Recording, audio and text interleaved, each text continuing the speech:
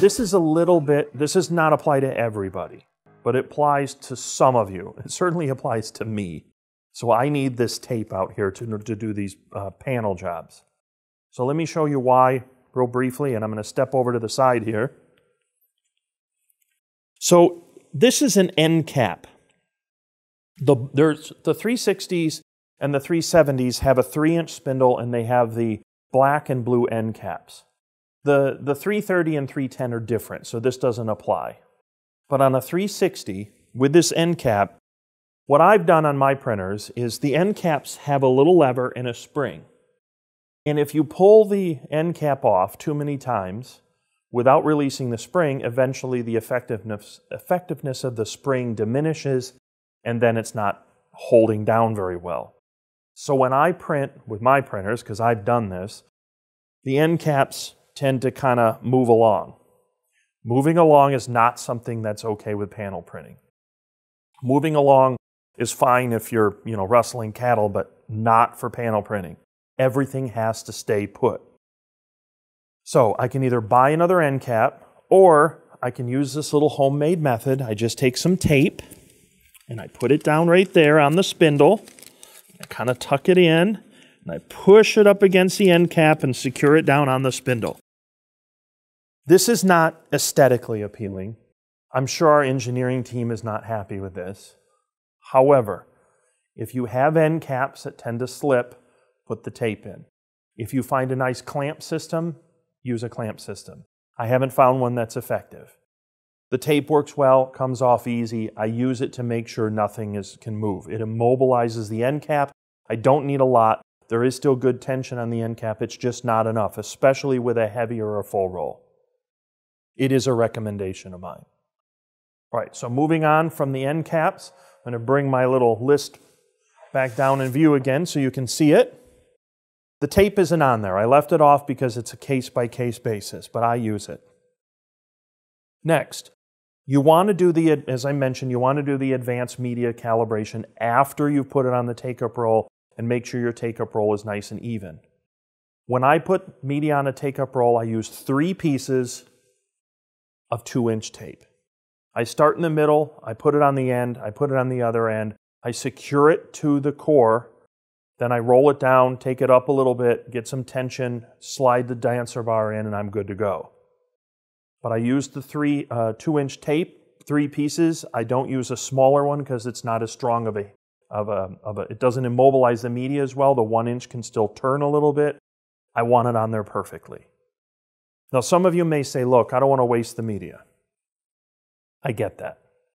So what I do sometimes to compensate for it, especially if you're using the counterweight system, is I may print the first panel first, and then I'll put it on the take-up roll. So I would do this first panel, let's say it's 10 feet. Once it's out, I then roll it back, put everything on the take-up roll perfectly, roll it forward, and then initiate the whole process. The only drawback is print panel 1 would be no take-up roll. Print panel 2 through whatever would be take-up roll.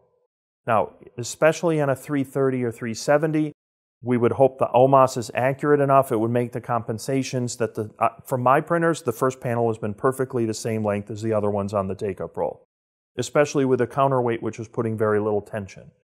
You can handle that one as you see fit, but keep in mind that the ideal thing to do is to run everything on the take-up roll, make sure the take-up roll is on perfectly, because you have to put uniform temperature, uniform pressure, uniform weight. Everything has to be uniform through every single panel. Okay. Next, you want to center justify your prints. So when you print on here, you want to make sure you're centered from the rip. You don't want right justified or left justified. Ideally, you want to print right in the middle. What you also want to do is add a very small gutter, which you can turn on in Onyx or in Caldera or in Flexi.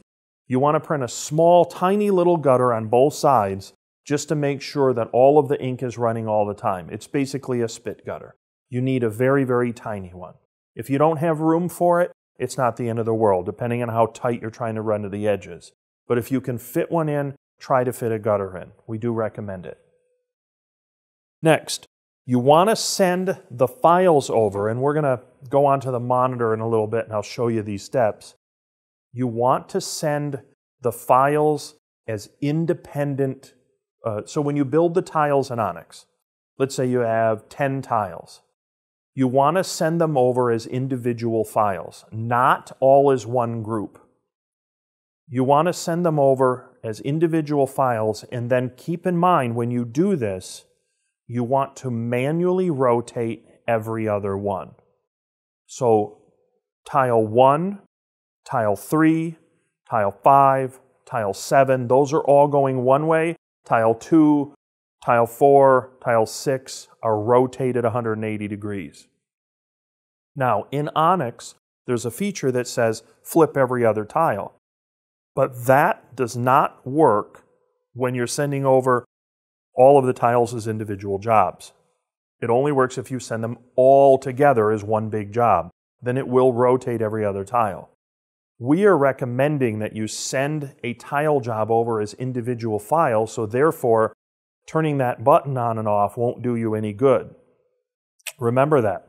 You have to manually go and flip every other tile. So if you send them over and you think they're being rotated because you turn that button on, unless they've changed it very recently, that does not rotate them when you send them over as individual tiles. So be aware of that. So manually, after I send them over, I have 10 jobs now.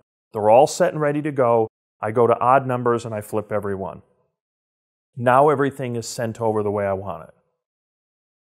You want to send them over as either conserved media or group jobs together because you are going to send them all at the same time. We want to put the exact temperature, exact pressure, and everything on every one of them as they go through. And then send the job. Now, there's a couple other things. I have manually flip every other tile. We are recommending that you preheat the printer a little bit. What you don't want is to send the first job cold. The printer warms up and you have a slightly different temperature applied to a certain amount of the first job. You want every single tile to go exactly the same. So what I would probably do, I would probably print a slight dummy job on the first one. By dummy job, I mean it's just something to kind of buffer things before it hits the first panel. A very classic one would be doing this. This is my color chart that I use if I ever wonder if something's wrong with a print heads to help me identify it. So I might put this to lead and then run the job. That way, any of the warm-up process, which might be a little longer, is going to be applied to this, and then it won't be applied to the panels that come right after it. It's a good suggestion to run that. So those are your core steps on how to print successful panel jobs. It really has to do with taking the time and making sure everything is dialed in properly. And if you do that, we have found, based on our testing, that the margin of fluctuation or variability from panel to panel is very, very small. And that's critical, especially for, say, PVC wall covering, because if you're doing a step and repeat and everything has to line up, there's very little room for error. You can't have one section of a step and repeat flower not lining up with another because it definitely catches the eye, and we understand that. So hopefully this sort of overview and step-by-step of tile printing is helpful. Hopefully you'll get a line out and order those counterweights if you feel you need them. I kind of recommend them if you're doing serious panel printing, and then everything should dial in and be perfect for you.